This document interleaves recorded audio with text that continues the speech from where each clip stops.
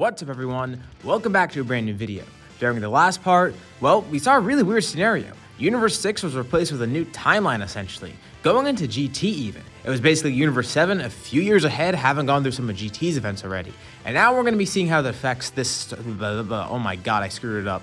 I'm not going to even cut that out. You can listen to that. It's confusing to explain, so watch the last part. See, I can't even do it without getting tongue-tied, so go watch it. Go watch it if you haven't. Anyways, this video, 4,000 likes. If we hit that, I'll continue with another part of the series. Anyways, let's pick up from here. The two Gokus get ready to fight each other. You could probably imagine how they're feeling too. I mean, it's Goku facing Goku. What better opponent than himself? Well, little does Goku know, at least Universe 7 Goku, little does he know that Universe 6 Goku is not going to be a good match for him. And the same applies to Universe 6 Goku too. They don't realize the gap in power that they have. The two start out in base, and Universe 7 Goku is actually kind of confused. It seems like this Goku's weaker than him. Universe 6 Goku powers up, going into Super Saiyan. And even then, Universe 7 Goku's still having an easy time. Alright, well, looks like it's time to pull out his trump card. He goes way past Super Saiyan. Not just 2 or 3, but to a form that Universe 7 Goku's never seen before. He looks like he's a monkey, and instead of being a kid, he turned into an adult again. GT Goku shows off Super Saiyan 4. Goku's amazed. Universe 7 Goku, that is. He's never seen something like this, and he didn't even know this was a form that he could access. It's awesome. And this is apparently this guy's strongest form. It's weird how it turned him into an adult too, and it made his clothes disappear or something? He has a lot of questions, but now's not the time to ask. He wants to see the power of it. He powers up into Super Saiyan, and the two begin fighting. And GT Goku's confused. Still, he's not able to keep up, even in Super Saiyan 4. What is this? How is he so strong? But Universe 7 Goku can tell. It's the lack of God Ki. Wow, God Ki is kind of a crutch if it makes him that strong. And yeah, Universe 7 Goku's amazed. He didn't consider how much stronger it made him, even in comparison to this version of himself, because this version of himself is a few years older and actually has a better Super Saiyan form. But without God Ki, he's not really as buffed as this Goku. It's really strange for both of them actually. And GT Goku stops fighting. He wants to learn more about this power, this godly ki that he has, and Goku decides to show off what he means. He shows off Super Saiyan God, a pure incarnation of that godly ki. Of course, there's trace amounts of it in his other forms too. I mean, just in his base form alone he has God Ki, but this is the true showing of it. This is the form that originally got him that godly ki, and GT Goku doesn't even know how to react. He can't even sense this energy. He can tell it's strong.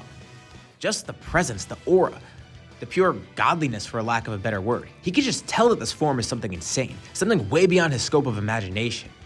And he wants to know more about it. He tells the Universe 7 Goku, come at him with everything he's got. Well, alright, if he asks so. And with a single hit, he's able to knock GT Goku out of the ring completely. And not just knocking him out of the ring, but knocking him out unconscious, setting him all the way back into his base form. The others from Universe 6 watch on amazed. That power. Champa's amazed too. He saw it before and he knew about this, but he didn't realize how far ahead this Goku was. But Universe 7 Goku notices something strange. He tries to sense the ki from others in the crowd. And from Universe 6, there actually is some God Ki that he could sense. He can't tell really who though, but it looks like he's gonna have to fight everyone to see. Next up, he's facing Universe 6 Vegeta. He would love to face his Universe 6 self again, but that's gonna have to wait. Universe 6 Goku wants to get a lot stronger too before he faces this Goku again, which makes sense. And Vegeta's confident. Even with godly ki, he probably will be able to win this. It must have been some fluke or something, right? I mean, he can't even sense the power. If it was really that strong, maybe he could sense it, but he doesn't really want to mess with it either. He's acting confident, but he's also a little bit concerned. Because look at Champa too. It's the same thing with him. He can't sense Champa's ki, but he knows Champa's strong. And this fight goes pretty much like the last one did. Goku wins with no effort at all, even just in his base form alone. Vegeta's even weaker than the GT Goku, because GT Goku's probably the strongest on that team right now. Probably. I'm saying that for a reason. You'll see as we go on. Goku continues fighting without any effort at all, eliminating Gohan and Trunks next, and then the final fighter is up against him, and Goku can sense it, that godly ki. This is Oob, that guy that was talking to Boo before, the reincarnation of him or something. That's where he was sensing the godly ki, and Champa knew about it too, obviously. But Goku can actually tell, this guy, he has some godly ki within him, but he doesn't know if Oob has full access to it yet. And Oob says he's been trying to work towards it. He knew about it. Champa was trying to get him to access it, but he can't really channel it correctly yet. And Goku starts asking about him. So he's Boo reincarnated. How old is Oob? Well, GT Goku butts in too from the crowd. He says he met Oob a while ago at a tournament, only a few years after this time in Goku's universe. So that means Oob's already born in their universe too, right? Well, it should be. And he's already born here, just very young. He just doesn't know about him yet. Oob is also part Boo, as he explains. Not only is he the reincarnation of Kid Boo, but he also has good Boo fused within him now. And he's been trying to hone this godly ki even more. Training with Champa has helped, but he just still needs to learn how to access it better. It's there, he just doesn't know how to tap into it effectively. And the GT crew is amazed, because once Oob actually starts fighting Goku, he's keeping up with him. He's actually channeling the godly ki somewhat. Not that they could tell, they can't even sense it, but he's actually fighting pretty well. Universe 7 Goku's impressed too. Of course, his power isn't anything close to his, but still, he's so far beyond the other people in his universe. That's how much godly ki helps here. But he's just impressed, all this from an Earthling. He knows he's Boo's reincarnation too, but still, it's pretty amazing. And it gets him curious. He wants to find Oob in his universe too. Even if he's young right now, he could train him later on, because apparently that's what that Goku did too. He found Oob at a tournament and then started training him. So it looks like Goku's gonna have to do the same here. He didn't think Boo actually would have gotten reincarnated. Like, he knows he asked for it, but seeing this in person and seeing how powerful he is, it gets him hyped up beyond belief. It's incredible. And the most amazing part is, Oob could sense Goku. He could sense that godly ki within him, how strong he truly is. No one else could sense it before, but Oob can. He could tell. Goku's far beyond his power. If that's what he can do with godly ki, he needs to work more towards it. And it's not just Goku either, Vegeta from this universe too. Even though Vegeta's just in base chilling around right now, he can still sense that godly ki. It's incredible. He tries to explain it to the others too, but it's really hard to explain. Although, Goku still does end up winning the fight though. It was fun. He got to fight his other self, another version of Vegeta, even another version of Gohan and Trunks, which is weird for Trunks especially, but still fun. Each universe is amazed by the other, and they hope to see them again. I mean, it is them after all, it's just other versions of themselves. So they definitely want to see them in the future. Maybe a rematch sometime, that could be fun.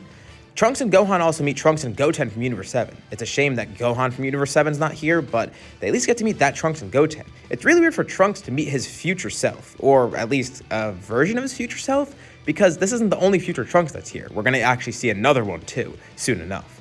And for Goten, he'd get to see his GT self too, because he would be in the stands too, just watching on, even if he wasn't part of the tournament.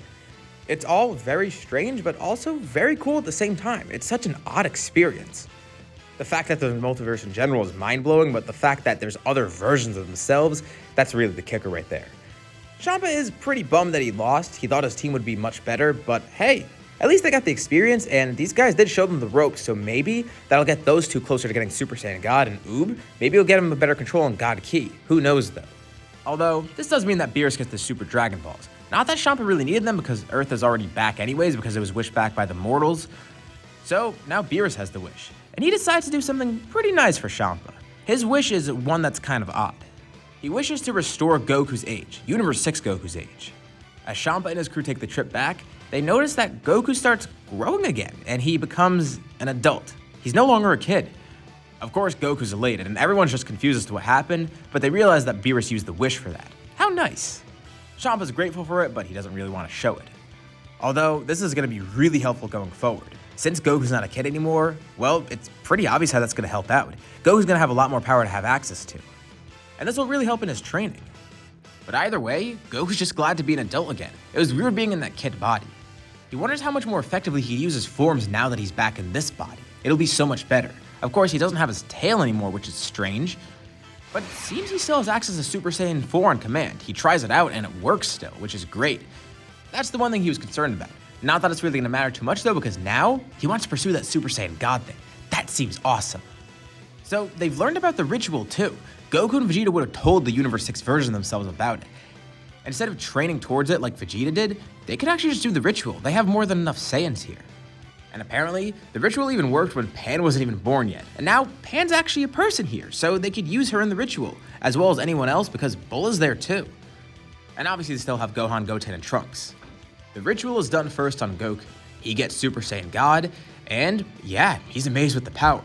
He could definitely see what he was fighting against now. He can't believe the jump was this huge.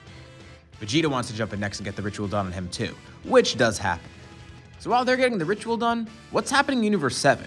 Well, I want to focus more on Universe 6, but I'm just going to say for now, Universe 7 doesn't really have anything that changes. Nothing about Zamasu would really change since it's an alternate timeline, and Trunks would have never encountered Universe 6 either, so there's no interactions changing there. We don't really need to cover the present timeline. It is weird though because they were warned about a Tuffle stealing Vegeta's body, and they think that Goku Black might actually be that Tuffle. Maybe there's some sort of change there, but who knows. Outside of that interaction though, the last arc doesn't affect this one much. They assume that Goku Black's maybe that Tuffle parasite, but they come to find out his true identity later on. And really, the only other change I can see happening in Universe 7 is that maybe Goku asked Dende about Oob earlier on. So he'd know of him earlier on just like in Dragon Ball Super, but he'd still have to wait to train him either way. It wouldn't really change too much. And I don't think Zamasu would want to mess with Universe 6 either. His Zero Mortals plan would still go pretty much the same. Like I said, nothing's going to change about that arc, although Champa would end up hearing about it. Apparently some Kai from Universe 10 in another timeline went rogue, also stealing Goku's body in another timeline. Oh my god, all this stuff is confusing. So many Gokus, so many timelines, all this weird stuff. He doesn't want to deal with it. He just wants a strong rival. Which now, he has a few of them. Goku, Vegeta, and Oob all have access to Godly Ki. And Oob's actually seeming to pull ahead because he already had so much latent Ki within him. You might be wondering why Oob is so strong, but if you look into the Moro arc, look how strong he is there, and he's just a kid who barely even knows how to use his power yet. Of course, GT wasn't written with its Godly Ki in mind either. This concept, especially with Oob right here, this was introduced all in Super. But retroactively, I can apply that concept to this GT timeline, I guess. And when you apply it like that, especially with Oob being Majoob now, you gotta consider how strong he is. He probably would be above Goku and Vegeta at this rate, if not way beyond them. But either way, Champa's happy. He has 3 strong people here, 2 Super Saiyan gods, and then Oob. He's very happy his brother made that wish for Goku especially too. I mean, he could have gotten a Super Saiyan god either way. But having Goku be an adult is much better than him being a kid still. And with everyone training, what's gonna happen going forward? Well, I feel like the Shadow Dragon saga would still happen, at least it would start, but it wouldn't really be an issue. When you have people this strong fighting against the Shadow Dragons, they're not gonna be an issue at all. Just one of them alone could take on the Shadow Dragons with no problem at all. Of course, by the time they realize something bad is happening on Earth, they could just teleport back there thanks to Goku. And the Shadow Dragons would be stopped as quickly as they appear. No Mega Shenron either, it's just gonna be stopped before anything even happens. That would have definitely been disastrous if they didn't have Godly Ki, but now with it, there's not really a threat that they face, which is cool. It kinda sucks for Universe 7 though, because they just faced Zamasu and everything. That was an actual big challenge for them, but here, yeah, they faced the Shadow Dragons, but not really a big deal. Also, this is good. Next time they meet the Universe 7 people, they could warn them about the Shadow Dragons and all those other Dragon Ball sets. Just stick with the normal Earth's Dragon Balls for now and they'll be fine, hopefully. But to prevent anything like that's from happening, it would be good to warn them. And yeah, I know we're kind of flying through, but soon enough, we will have a Tournament of Power. That's still going to happen thanks to the events in Universe 7. And in terms of the exhibition match, there would probably be an exhibition match between Universe 6 and 7. Zeno would love to see that. Of course, I feel like Universe 7 would still be ahead thanks to having much more experience with Godly Ki, but they actually get to see now. The team for Universe 7 would probably still be Goku, Gohan, and Boo. But as for Universe 6, the team would be Goku, Vegeta, and Oob. And they get to show off the fruits of their training. Goku's very glad to see how much they've grown. They already have Super Saiyan God, and as for Oob, he's grown even stronger too. The fight with his alternate self is a lot more fun, now that he's an adult and actually has access to Godly Ki. Of course, he still is ahead. But he still has fun and he's glad to see the growth. Oh yeah, and of course Zeno's gonna love this too. They are freaked out by the prospect of the tournament, especially with what's gonna happen with the losing universes, but it should be fine. Both Gokus are hyped up. And as for the others, well, they're kinda unsure, but hey, maybe it'll go well. Universe 6 isn't really too confident though. They're not gonna go in with a defeatist attitude, but they see Universe 7, they realize they're already better. But maybe they could team up during the tournament. That might be nice, there's nothing really against that. But more importantly, they need to figure out a team now. So, what would Universe 6's team look like? I think it would be pretty clear-cut.